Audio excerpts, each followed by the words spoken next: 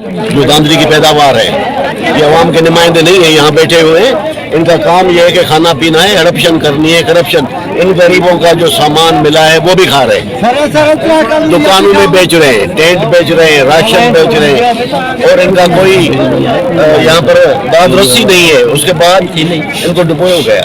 ये गट देके जानबूझ के इनको जो है बेचारों को घरों से बेघर कर दिया गया। पानी आप देखें ना, ये समुद्र है। हम वहाँ से होकर आ रहे हैं। मैं होके आया हूँ, आपसे पहले मैं होके आया। बिल्कुल सर। तो मैं ये कह रहा हूँ कि ये सब दाली की वजह से हुआ, और इन्होंने कट दिलाए और जानबूझ के डुबोया ताकि पैसे मिले।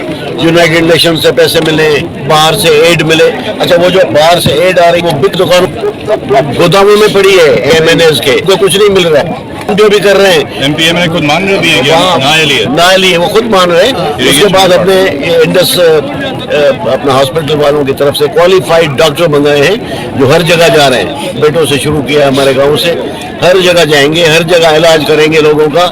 और जितना हमसे हो सक रहा है, जितना ये जैसे आज